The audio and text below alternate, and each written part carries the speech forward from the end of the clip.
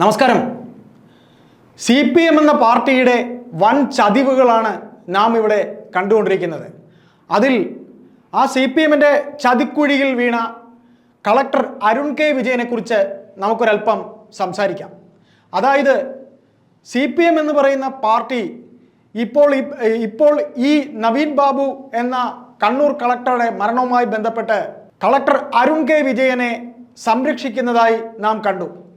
അപ്പോൾ അരുൺ കെ വിജയനിലേക്ക് നാം ഈ നവീൻ കെ ബാബുവിൻ്റെ മരണവുമായി ബന്ധപ്പെട്ട് നാം സംസാരിച്ച് തുടങ്ങുന്നതിന് മുമ്പ് ഒരല്പം മുമ്പ് CPM എന്ന് പറയുന്ന പാർട്ടിയും പിണറായി വിജയനും ചതിച്ച ഉദ്യോഗസ്ഥരെ കുറിച്ച്, എന്നാൽ ആ ചതിവിൽ തന്നെ ഊരി വരാൻ കഴിയാതെ ഇപ്പോഴും ചിലതൊക്കെ വെച്ച് പിണറായി വിജയനെ പേടിപ്പിച്ചുകൊണ്ടിരിക്കുന്ന രണ്ട് വ്യക്തികളെ കുറിച്ച് കൂടെ നമുക്ക് പറയാം. അതായത് ശിവശങ്കരൻ എന്നൊരു IAS-കാരൻ, ഇപ്പോൾ അദ്ദേഹത്തിൻ്റെ IAS പദവിയിൽ അദ്ദേഹം ഗവൺമെൻറ് കൊടുത്ത IAS ആണ്. ഇത്രയും പ്രഗത്ഭനായ ഒരു IAS-കാരനില്ല.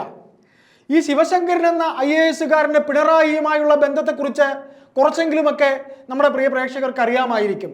അതായത് പിണറായി വിജയൻ്റെ ആദ്യ സർക്കാർ ഉണ്ടാകുന്ന സമയത്ത്, അതായത് അന്ന് VS-നെ മുഖ്യമന്ത്രിയാക്കും എന്ന് പറഞ്ഞുകൊണ്ട് പാലക്കാട് നിന്ന് VS ജയിച്ചു കഴിഞ്ഞിട്ട് പിണറായിയാണ് മുഖ്യമന്ത്രിയാകുന്നത്. പിണറായി മുഖ്യമന്ത്രിയായി എന്ന് ഏതാണ്ട് പാർട്ടി ഉറപ്പിച്ചു കഴിഞ്ഞപ്പോൾ അന്ന് മുതൽ പിണറായിയോടൊപ്പം കൂടിയ ഒരു ഉദ്യോഗസ്ഥനാണ് ശിവശങ്കരൻ. പിണറായിയുടെ വലങ്കൈയായിരുന്നു. പിണറായി അന്ന് പ്രതിപക്ഷ നേതാവായിരുന്ന ഉമ്മൻചാണ്ടിയെ കാണാൻ അദ്ദേഹത്തിൻ്റെ ഔദ്യോഗിക വസതിയിൽ പോയപ്പോഴും നാമൊക്കെ മൂക്കത്ത് വിരൽ വെച്ചു, ഇങ്ങേർക്കെന്താ ഉമ്മൻചാണ്ടിയുമായി അടുപ്പമെന്ന്. അങ്ങനെ പിണറായിയുടെ ഓരോ ചുവടും പിന്നിൽ നിയന്ത്രിച്ച ശിവശങ്കരൻ സ്വർണ്ണക്കള്ളക്കടത്ത് കേസിൽ പ്രതിയാകുന്നു. ആ ശിവശങ്കരനെ അവസാനം തൻ്റെ മകൾക്ക് വേണ്ടി പിണറായി ഒറ്റിക്കൊടുക്കുന്നു. ശിവശങ്കരനെ കേസായി, കോടതിയായി, ജയിൽവാസമായി അയാളിപ്പോൾ ചിത്രത്തിലേ ഇല്ല. ശിവശങ്കരൻ ഒരു മാന്യനായ IAS-കാരനാണെന്നോ അല്ലെന്നോ നമ്മളിവിടെ പറയുന്നില്ല. പക്ഷേ അദ്ദേഹത്തിൻ്റെ ആത്മകഥയിൽ എവിടെയൊക്കെയോ അദ്ദേഹത്തെ പിണറായി ചതിച്ചത് പറയുന്നുണ്ട്. ഇത് ഒരു ശിവശങ്കരനെയാണ് പിണറായി ചതിച്ചത്. അത് കഴിഞ്ഞ് രണ്ടാമത് നാം ഇപ്പോൾ ചതിക്കാൻ കഴിയാതെ അദ്ദേഹത്തിന് ഒരു വേള എന്തെങ്കിലുമൊക്കെ ചെയ്ത് ഒരാളെ കൂടെ നിർത്തണമെന്നുണ്ട്. അതാണ് അജിത് കുമാർ എന്ന പോലീസ് ഉദ്യോഗസ്ഥൻ ADGP-യെ എന്തുകൊണ്ട് അദ്ദേഹത്തിന് തടയാൻ കഴിയുന്നില്ല എന്ന് ചോദിച്ചാൽ, അദ്ദേഹത്തിൻ്റെ കയ്യിൽ ബഹുമാനപ്പെട്ട മുഖ്യമന്ത്രിയെ സംബന്ധിച്ച് എന്തൊക്കെയോ അദ്ദേഹം ഭയക്കുന്ന രേഖകളുണ്ട്. ആയതുകൊണ്ട് ഔദ്യോഗിക തലത്തിൽ അദ്ദേഹം ഇരിക്കുന്നിടത്തോളം കാലവും, മുഖ്യമന്ത്രി പിണറായി വിജയൻ മുഖ്യമന്ത്രിയായി ഇരിക്കുന്നിടത്തോളം കാലവും അജിത് കുമാറിനെ സംരക്ഷിക്കണം. പോട്ടെ, വിഷയം ഒരല്പം കാടി കയറിപ്പോയി, ക്ഷമിക്കുക. അപ്പോൾ നാം പറഞ്ഞു വരുന്നത് അരുൺ കെ വിജയനിലേക്കാണ്. അരുൺ കെ വിജയൻ പെടും. നവീൻ കെ ബാബുവിൻ്റെ വിഷയത്തിൽ അരുൺ കെ വിജയനെ അദ്ദേഹത്തിൻ്റെ നവീൻ ബാബുവിൻ്റെ ഭാര്യ മഞ്ജുഷ കോടതിയിൽ സമർപ്പിച്ച ഹർജിയിൽ നവീൻ കെ ബാബുവിനെ ഇത്രയധികം ക്രൂശിച്ച് ഇതിൽ പെടുത്തുന്നതിൽ വളരെ വലിയ പങ്ക് അരുൺ കെ വിജയനുണ്ട് എന്ന് പറയുന്നുണ്ട്. അദ്ദേഹത്തിന് ഈ കേസിൽ പ്രതികരിക്കണമെന്ന് പറയുന്നുണ്ട്. അതിനുള്ള കാരണം PP ദിവ്യ എന്ന ഈ പറയുന്ന വ്യക്തി, PP ദിവ്യ വന്ന് ആ യാത്രയയപ്പ് ചടങ്ങിൽ ഇദ്ദേഹത്തോട് സംസാരിക്കുന്നതിന് മുമ്പ് ഈ പറയുന്ന അരുൺ കെ വിജയനെ PP ദിവ്യ വിളിച്ചിട്ടുണ്ടോ, അല്ലെങ്കിൽ അരുൺ കെ വിജയൻ അങ്ങോട്ട് PP ദിവ്യയെ വിളിച്ചിട്ടുണ്ടോ? ഈ ഫോൺ രേഖ നോക്കണം.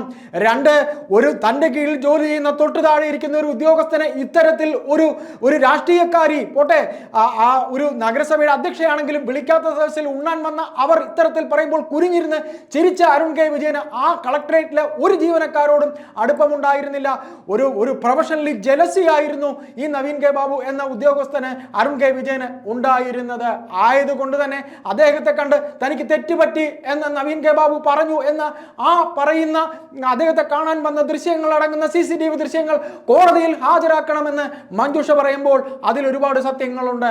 അരുൺ കെ വിജയനെ ആദ്യം മുതൽ പിണറായിയും ശശിയും പൊളിറ്റിക്കൽ സെക്രട്ടറിയും ശശിയും ഒക്കെ ചേർന്ന് സംരക്ഷിച്ച ചിത്രമാണ് നാം കണ്ടിട്ടുള്ളത്. ഈ അദ്ദേഹത്തിൻ്റെ മരണം ഉണ്ടായി കഴിഞ്ഞ ശേഷം 4-ാം പക്കമോ 3-ാം പക്കമോ കണ്ണൂർ ഗസ്റ്റ് ഹൗസിൽ, അല്ലെങ്കിൽ കണ്ണൂർ പിണറായിയുടെ വസതിയിൽ പോയി അരുൺ കെ വിജയൻ കണ്ടു.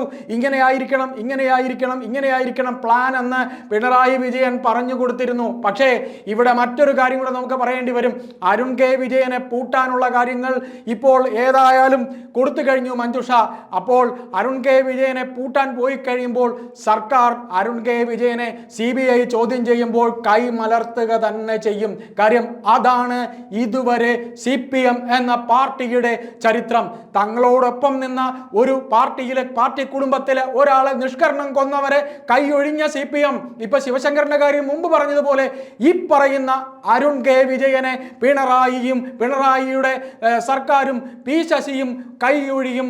ഈ 27-ാം തീയതി ഡൽഹിയിൽ IAS-ന്റെ മറ്റ് പഠനത്തിന്റെ കാര്യത്തിന് പോയിരിക്കുന്ന അരുൺ കെ വിജയനുള്ള കുരുക്ക് ഇവിടെ മുറുകിക്കഴിഞ്ഞു. അരുൺ കെ വിജയൻ എന്ന ഉദ്യോഗസ്ഥൻ കളക്ടറേറ്റിലെ ഒരു ഉദ്യോഗസ്ഥരോടും അടുപ്പമില്ലാത്ത വ്യക്തി ആയതുകൊണ്ട് തന്നെ തനിക്ക് തെറ്റുപറ്റി എന്ന് തന്റെ ക്യാബിനിൽ വന്ന് ഈ പറയുന്ന നവീൻ ബാബു പറഞ്ഞു എന്നുള്ള ഒറ്റ വാക്കിലാണ് PP ദിവ്യയ്ക്ക് അന്ന് ജാമ്യം കിട്ടിയത്.